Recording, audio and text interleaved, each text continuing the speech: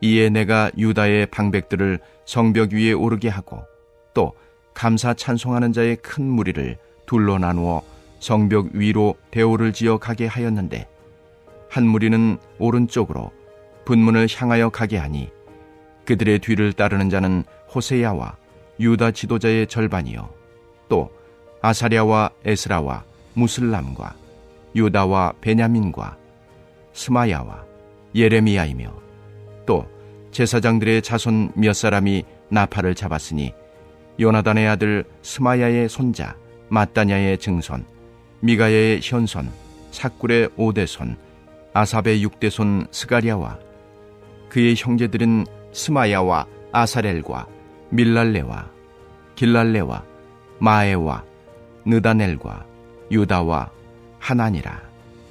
다 하나님의 사람 다윗의 악기를 잡았고 학사 에스라가 앞서서 샘문으로 전진하여 성벽으로 올라가는 곳에 이르러 다윗성의 층계로 올라가서 다윗의 궁 윗길에서 동쪽으로 향하여 수문에 이르렀고 감사 찬송하는 다른 무리는 왼쪽으로 행진하는데 내가 백성의 절반과 더불어 그 뒤를 따라 성벽 위로 가서 화덕망대 윗길로 성벽 넓은 곳에 이르고 에브라임 문 위로 옛문과 어문과 하나넬 망대와 함메아 망대를 지나 양문에 이르러 감옥문에 멈추매 이에 감사 찬송하는 두 무리가 하나님의 전에 섰고 또 나와 민장의 절반도 함께 하였고 제사장 엘리야김과 마세야와 미냐민과 미가야와 엘료에네와 스가랴와 하나냐는 다 나팔을 잡았고 또 마세야와 스마야와 엘르아살과 우시와 여호하난과 말기야와 엘람과 에셀이 함께 있으며 노래하는 자는 크게 찬송하였는데 그 감독은 예스라이야라. 이날에 무리가 큰 제사를 드리고 심히 즐거워하였으니 이는 하나님이 크게 즐거워하게 하셨음이라. 부녀와 어린아이도 즐거워하였으므로 예루살렘이 즐거워하는 소리가 멀리 들렸느니라. 그날에 사람을 세워 곡간을 맡기고 제사장들과 레위 사람들에게 돌릴 것, 곧 율법에 정한 대로 거제물과 처음 익은 것과 11조를 모든 성읍밭에서 거두어 이 곳간에 쌓게 하였노니 이는 유다 사람이 섬기는 제사장들과 레위 사람들로 말미암아 즐거워하기 때문이라.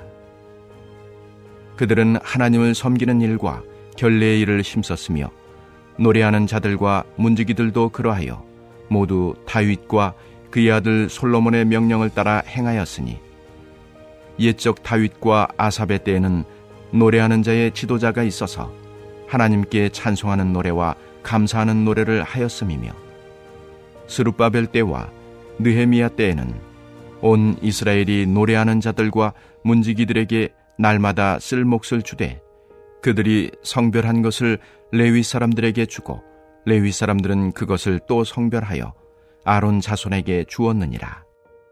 할렐루야! 오늘도 새벽을 깨워 하나님 앞에 나오신 여러분들을 진심으로 환영합니다. 오늘 말씀 가운데 하나님의 은혜와 사랑이 가득 넘쳐나길 소망합니다. 오늘 본문 말씀은 어제의 말씀 속 그 성벽 봉헌식이 이루어지는 장면입니다. 이 성벽 봉헌식은 단순한 행사가 아니라 그 이스라엘 백성들에게는 기쁨과 감격의 순간이었습니다. 여러분, 그 이유는 오랜 기간 동안 포로 생활을 가진 그 이스라엘 백성들이 하나님을 깊이 체험한 후에 하나님의 약속이 성취되는 그 놀라운 장면이기 때문입니다. 그래서 오늘 이 말씀을 나눌 때 우리들에게도, 이 새벽을 깨워 말씀을 듣는 우리들에게도 하나님의 기쁨과 감격이 되는 그 은혜의 시간이 되길 간절히 소망합니다. 저는 특별히 은혜가 되었던 세 가지 장면을 중심으로 말씀을 나누고자 합니다. 먼저는 에스라를 통한 은혜입니다. 오늘 말씀 속 성벽 봉헌식의 행렬을 보게 되면 7명의 제사장이 무리를 선도하는 형태로 이루어졌습니다. 그중 한 그룹이 바로 33절 속 에스라입니다. 여러분, 에스라는 누구이냐 하면 13년 전 예루살렘에 먼저 귀환하여서 성벽을 재건하고자 시도했다가 실패를 경험한 사람입니다. 하지만 13년이 지난 후 에스라는 성벽이 완공되는 것을 보았고 성벽 봉헌식에 참여하게 되는 감격의 순간을 맞이하게 됩니다. 우리도 종종 교회 생활을 하다 보면, 또한 삶을 살아가다 보면 하나님을 위한 일이라고 생각하고 하나님의 뜻이라고 생각하여 행했지만 그 일에 방해를 받거나 장애물에 걸려 넘어질 때가 생기게 됩니다. 그럴 때마다 우리의 마음은 어떻습니까? 우리는 마음속으로 낙심이 되고 포기하고 싶어질 때가 많이 있습니다. 하지만 주님께서 주신 비전이라 확신한다면 우리는 주님의 일하심과 계획을 신뢰하면서 기도하며 끝까지 나아가야 합니다.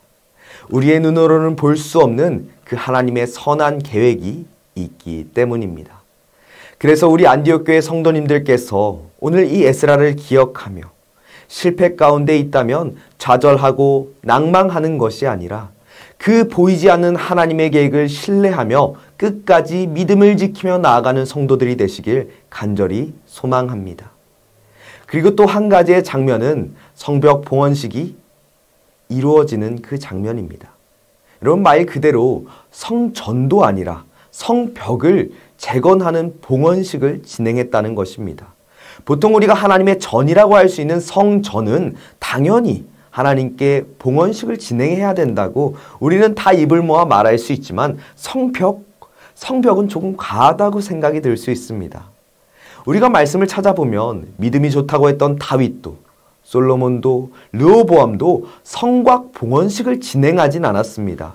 그렇다면 전통적인 측면에서도 성벽 봉헌식을 굳이 진행할 필요는 없습니다. 하지만 왜 느헤미야와 백성들은 성벽 봉헌식을 진행했을까요? 이를 알기 위해 제가 느헤미야를 쭉 묵상하면서 그들이 왜 성벽 봉헌식을 진행했을까 고민하며 말씀을 읽는데 그 마음을 공감할 수 있었습니다. 그 이유는 자신들이 아무리 노력하여 견고한 성벽을 지을지라도 하나님이 지켜주시지 않는다면 그 모든 성벽은 허사라는 것을 그들의 삶의 역사를 통해 깊이 체험했기 때문입니다. 그들은 하나님의 보호하심이 얼마나 중요한지를 깨달았던 백성입니다.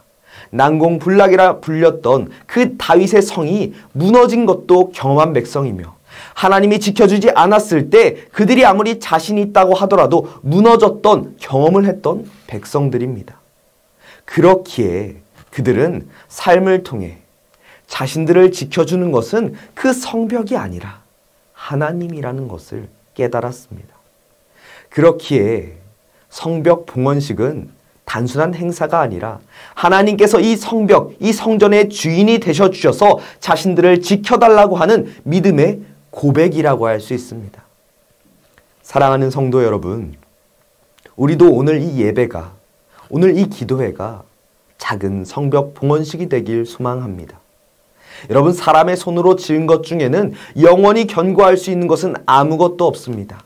아무리 견고한 성읍이라고 할지라도 거기에 하나님이 거하시지 않고 거기에 하나님이 함께 하시지 않는다면 모든 것은 시간이 지나면 무너지게 되어 있습니다. 세상의 말로 공든 탑이 무너지랴 라고 말하지만 하나님께서 함께 하시지 않는다면 공든 탑, 공든 성, 공든 우리의 삶이라도 다 무너지게 되어 있습니다. 그러므로 우리 이 본문의 말씀을 통하여서 아무리 공든 성을 지었을지라도 하나님 앞에서 겸손히 하나님께서 지켜주셔야 우리가 살아갈 수 있음을, 우리가 한순간 한순간 모든 순간을 살아갈 수 있음을 믿음으로 고백하는 성도들이 되시길 간절히 소망합니다. 마지막은 44절의 말씀입니다. 44절의 말씀을 제가 읽어드리도록 하겠습니다. 그날에 사람을 세워 곡간을 맡기고 제사장들과 레위 사람들에게 돌릴 것, 곧 율법에 정한 대로 거제물과 처음 익은 것과 11조를 모든 성읍 밭에서 거두어 이 곡간에 쌓게 하였노니. 아멘. 여러분, 이 말씀은 이전에 하나님께 서약한 것 중 성전과 예물에 관한 조항입니다. 10장을 보면 우리는 알 수 있습니다. 그들은 첫 열매를 드리고 11조를 하나님께 드리기로 약속합니다. 그리고 그들은 성벽 봉헌식을 거행하면서 그 약속을 이행합니다. 여러분, 제가 이 말씀을 통해서 느꼈던 은혜는 그 서약한 예물을 하나님께 드림으로 느헤미야와 백성들이 진정으로 하나님을 신뢰하고 있고 진정으로 하나님을 굳게 믿고 있음을 보여주는 증거이기 때문입니다. 많은 사람들이 얘기하기를 사람이 가장 위험할 때는 역설적으로 성공할 때와 목표를 이뤘을 때라고 합니다. 그 이유는 사람은 참 연약하고 간사하기 때문입니다. 우리가 무언가 필요할 때는 납작 엎드려서 간구하지만 그 필요가 채워졌을 때는 어떻습니까? 내가 언제 그랬냐는 듯이 뒤돌아서는 간사한 사람들이기 때문입니다. 하지만 이스라엘 백성들은 성벽이 완공된 후 하나님을 배신하지 않고 자신들이 하나님께 약속했던 것을 이행합니다. 약속을 행합니다. 여기서 우리가 집중해서 봐야 될 것은 행했다라는 것입니다. 여러분, 그럴 수 있었던 것은 이스라엘 백성들이 본질은 자신들을 지키는 것은 성벽이 아니라 하나님이라는 것. 하나님이라는 것을 진정으로 깨달았기 때문입니다. 그렇기에 이스라엘 백성들은 성벽이 완성됐다고 하나님을 배신한 게 아니라 하나님께 약속을 이행하며 하나님께서 우리를 지켜주셨다는 것을 믿음으로 고백하는 장면이기 때문입니다. 사랑하는 성도 여러분, 우리도 하나님께 믿음을 행하는 자가 되길 소망합니다.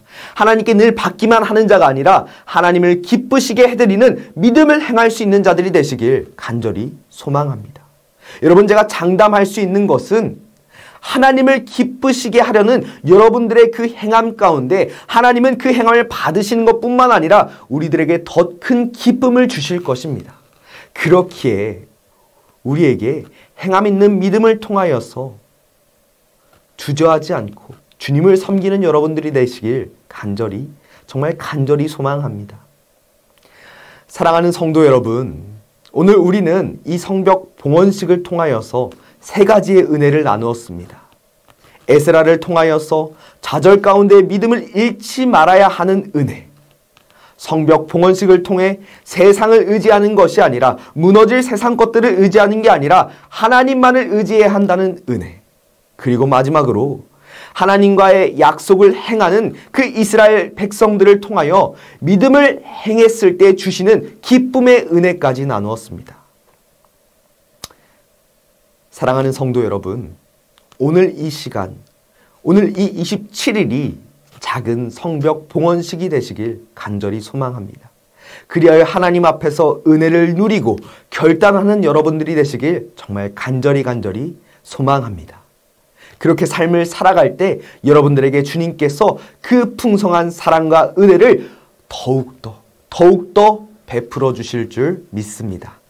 이것을 믿는 여러분들에게 이 시간 함께 기도하길 소망합니다. 이 시간 두 가지 기도 제목을 가지고 함께 기도할 때 주님께서 주시는 은혜를 누리고 주님께 더욱더 나아가는 삶이 되시길 간절히 소망합니다. 이 시간 주여 한번 부르시고 합심으로 기도하도록 하겠습니다.